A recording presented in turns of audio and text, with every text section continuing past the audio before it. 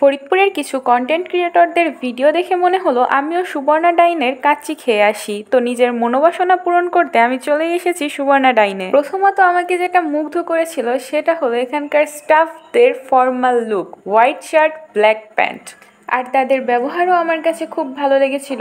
আমার বকবকুনি শুরু করে দেওয়ার আগে আমি তাদের মেনু কার্ডটা বলে দিই। হায়দ্রাবাদি বিরিয়ানি 2 পিস কোষের সাথে 360 টাকা এবং 1 পিস কোষের সাথে 260 টাকা।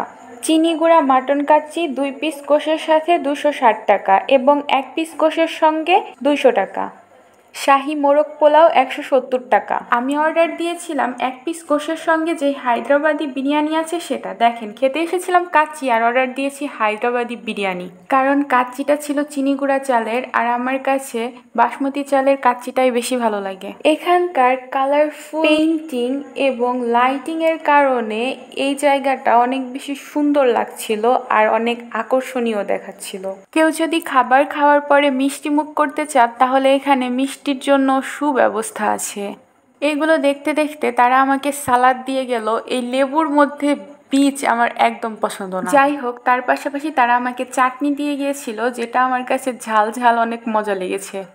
অবশেষে আমার হায়দ্রাবাদি বিরিয়ানি চলে এসেছে। তো আমার তো কোনো পার্সোনাল ফটোগ্রাফার নাই যে আমার খাওয়ার ভিডিওটা নিবে। আমি একা একাই ভিডিও করছিলাম, এক হাত দিয়ে আর এক হাত দিয়ে খাবার খাচ্ছিলাম। আমার কাছে তো বিরিয়ানিটা খেতে দারুণ লেগেছে। আপনারা কাচ্চি বা বিরিয়ানি যেটাই খেতে যদি আসতে চান তাহলে জেনে নিন, এটা রাজবাড়ির রাস্তার মোড় থেকে একটু এগিয়ে আসলেই বড় একটা সাইনবোর্ড দেখা যাবে সুবর্ণা ডাইনের। আর যে কোনো গাড়ি চালককে বললেই তারা খুব ভালোভাবে চিনে যেটা কোথায়।